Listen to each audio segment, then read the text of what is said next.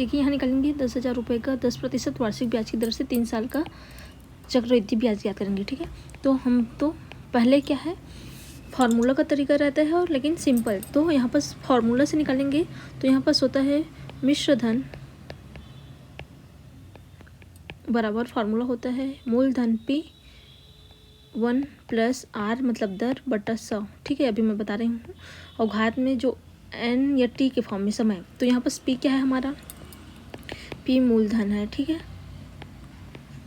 R क्या है, दर है, और T क्या है, समय है, और मिश्र धन A क्या है, मिश्र धन है। ठीक है, अगर डायरेक्ट निकालना है हमको तो मिश्र धन मतलब क्या हो जाएगा, टोटल ब्याज के साथ आप कितना रुपया वापस करेंगे 3 साल बाद, वो है। ठीक है, तो यहाँ पर देखिए P का मान रखेंगे तो 10,000 रुपये जो पैसा है वो हमारा मूलधन है। ठीक है, 1 + R कितना है, 10% है ना, तो 10 बटा क्या लिखेंगे, इसको 100 लिख देंगे। और समय कितना है, 3 साल, तो समय का मान कितना रखेंगे, 3 रखेंगे। ठीक है, यहाँ पर लिख देना। यहाँ पर दर कितना है, जैसे कि 10% में है, समय 3 वर्ष है। ठीक है, और मूलधन कितना है, 10,000 रुपये।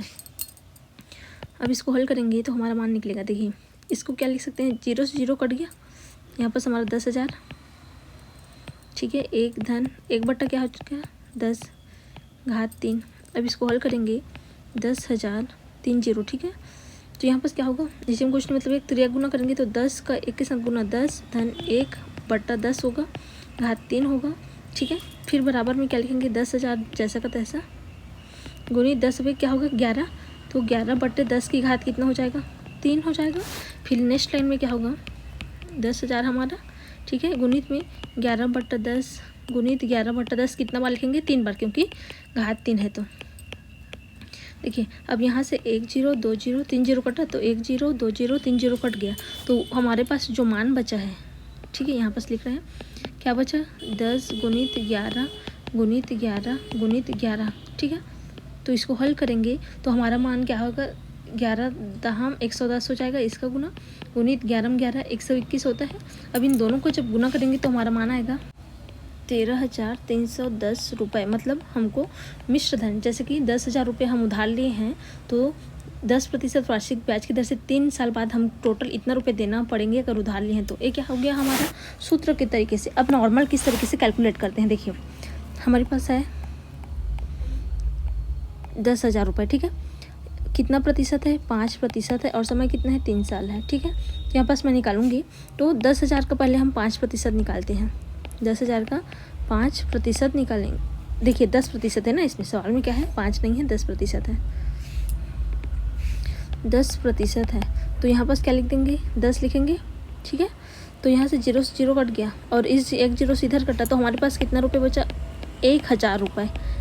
1 साल का ब्याज है, पहले साल का। ठीक है, पहले साल का ब्याज कितना हो गया, 10,000 रुपये, 1,000 रुपये हुआ। ठीक है, तो दूसरे साल हमारा जो पैसा क्या हो जाएगा, ये पहले साल का है ना, ये वाला 1,000 रुपये क्या है, पहले साल का ब्याज है। तो दूसरे साल हमारा जो टोटल रुपया कितना होगा, 10,000 धन 1,000।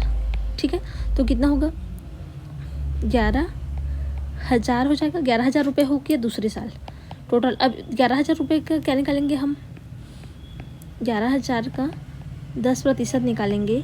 ठीक है, तो 1 0 से कटा, 1 0 से कटा, तो कितना हुआ, 1100। ये दूसरे साल का कितना हो गया, ब्याज हो गया। ठीक है, अब हमारा तीसरे साल पैसा कितना हो जाएगा, पहले साल पैसा कितना, शुरू में पैसा कितना है, इतना है। ठीक है, देखिए पहले हमारा 10,000 रुपये है, दूसरे साल कितना हो गया, 11,000 रुपये हो गया। अब तीसरे साल कितना होगा, हमारा जो टोटल पैसा है कितना, 11,000 में कितना जोड़ेंगे, जो ब्याज आया है ना उसको जोड़ेंगे। तो दूसरे साल का ब्याज कितना आया है, 1100, तो 11,000 में